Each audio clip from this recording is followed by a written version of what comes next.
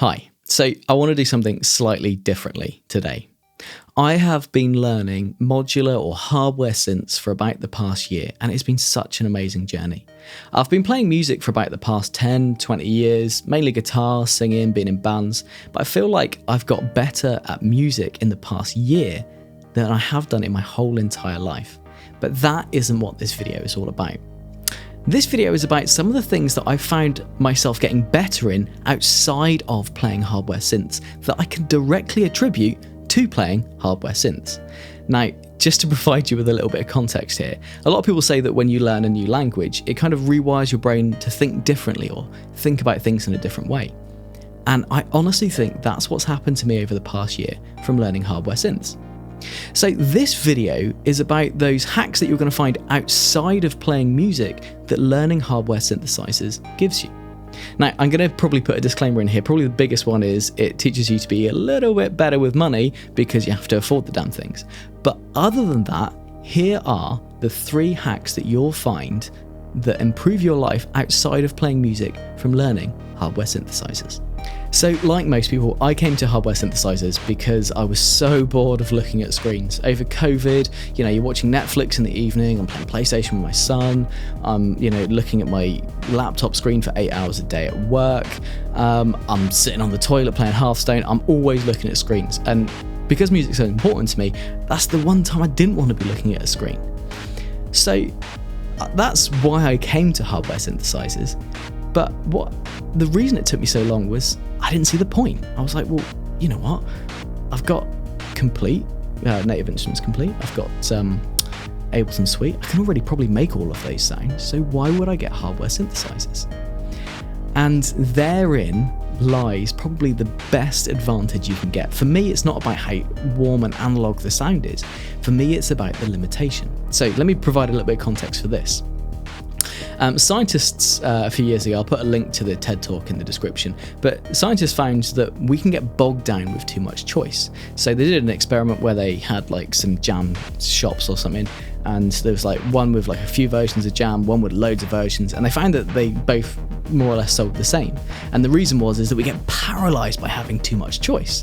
And it actually stops us being quite creative as well. Now, I wouldn't have needed to do that experiment. Just ask anyone. You sit down at night, you want to watch something on Netflix, how long does it take you to pick something? Ages. I'll go through all of Netflix, all of Amazon, all of Apple TV, I'll go to YouTube, I'll come back, and it'll take me ages. Whereas if I go to the cinema, I've got an option of 4 movies, I'll just pick one like that. So we already know that we're like that as humans. And I found that I was like that with VSTs. I've got so many options that in actual fact, I get bogged down from it a bit too much, and then everything just gets a bit too layered, and I end up with a song that everything's in key, but actually I've just put too much, and then I'm not actually sure that I've used the right things in the right places. Enter hardware synthesizers. Now, using the limitation of hardware synthesizers, I know that I can never really make my grandmother sound like a cello. I mean, I could probably get pretty close, but I know that limitation. So what that means is that actually I'm more happy with the music that I'm putting out, and I'm able to work within those boundaries and become as creative as I can.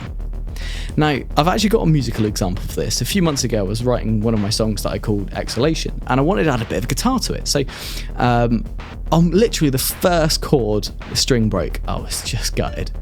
Now, what I would have done before is I would have stopped everything, I'd have gone back to the drawing board, I've probably waited until the next day, restrung my guitar and done everything again. But I was already in the moment, I wanted to do the song, so I was like, you know what, 5 strings, let's see what I can do with it. And I was actually really, really happy with the outcome. Now, that's how I'm thinking now on a regular basis, because every time at work that I'm given a project, I'll work within those limitations, and I find that within the limitations, by embracing them, I can be so much more creative. So that's hack number 1. Learning modular synthesizers teaches you to work within your limitations, but not only work with them, to be creative and embrace them in the best way possible. Okay, so point number 2, finding life's sweet spots. Now, by the way, I apologise if you are a guitarist and you're different to me. I'm just telling you my experience.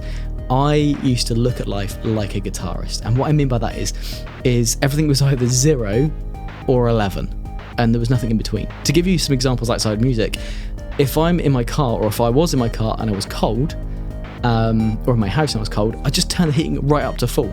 And then only when I started sweating will I bring it down. In fact, a better example is during COVID. Every time I went to wash my hands, I turned the hot tap on to full, and the only thing that would motivate me to turn it back to a reasonable temperature is burning my hands. So I would say that I looked at life more like a guitarist, where everything's kind of a bit more binary, everything's either off or on. But life isn't really like that, and that's what hardware synthesizers teaches you. The difference between a filter being all the way down and all the way up is absolutely massive, because there's always somewhere in between that's going to be absolutely perfect for the song you're making. And that's a really, really interesting and helpful concept to learn. And I can honestly say that now I'm always looking for those sweet spots in everything that I'm doing at the moment. And for the last year, since I've been learning hardware synthesizers, I've definitely burnt my hands a lot less. Okay, so point number 3 is meditation. Now, stick with me here. I know I'm being slightly liberal with my choice of words, but I really feel as if learning hardware synths helps you to be able to meditate better. So let's look at some of the basic tenets of what a lot of meditation is. So the first one is being present in the moment, the ability to be able to live in the moment. The second one is being able to just observe and accept things as they come. The third one is also being able to focus on one thing and tuning everything else out. Now, let's look at those individually, being present in the moment. Now, I can be honest with you, when I'm playing hardware synthesizers, I'm not even thinking what I'm having for dinner, what I did stupidly at work yesterday. I'm literally just thinking about what it is that I'm doing at the time. I'm literally living in the moment. I'm not even probably thinking about the next synth I want to buy. And that's a really big part of meditation, and that's something it kind of rewires my brain for a little bit as well. Now, the second one is being able to observe and accept. Now, funnily enough, when you speak to people, a lot of people think that when you do meditation, that it should be completely silent, but that's not technically true. Even if you're in a field somewhere, and you hear some birds overhead or someone shouting at their kids or something, you should be able just to observe what's happening, accept it, and just let it go. So you're literally just living in the moment, and it shouldn't affect your meditation. Now, I find this ability to observe and accept really, really integral to playing modular synthesizers. Let me give you an example. When you play the subharmonicon, now the subharmonicon, no one knows what the hell's going to come out of it when they switch it on. I think that's one of the beauty of it. The beauty is the serendipity you can get from an instrument like the subharmonicon. But I'll just twiddle some knobs and I don't even feel like I'm playing it half the time, and sometimes I'm like, oh, that's quite good. I'll observe it, but I quite like that, and then I'll accept it and build a song around it.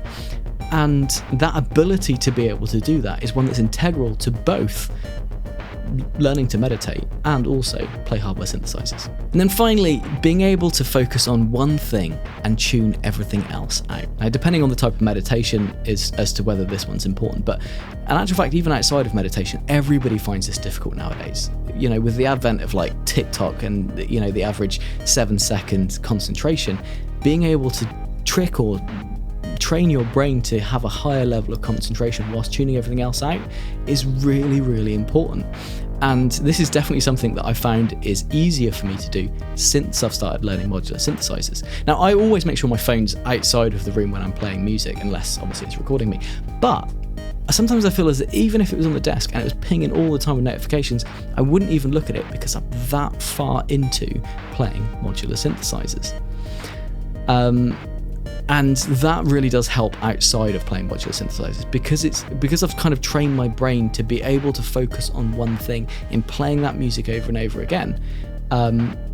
My brain knows how to do it when I'm not playing music a lot better as well. So that's, to be honest with you, that's probably one of the best benefits you're going to find for playing a synth outside of playing a synth. Now, I'm going to probably add an extra one in here because since the dawn of time, a lot of people find it's easier to kind of get in touch with their inner selves and what have you by chanting. And I would challenge that playing a sequence over and over again and only slightly changing the timbre and the way that it sounds is a kind of way of modern day chanting. And actually, I find that works really, really well to actually get you more in the moment and more focused as well. So there's probably a little added one in there as well. So thank you for watching this video. I'm going to be honest with you, I don't have any friends who play hardware synthesizers, so Did I get it right? Did I get it wrong? Is there any that I've missed? Does it resonate with you? Chuck it down in the comments, like and subscribe, and I shall see you next time. Have a good one, guys.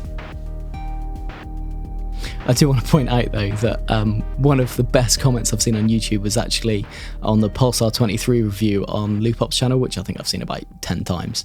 It just said, "This synth makes me want to get a better job." So maybe there's that as well, who knows.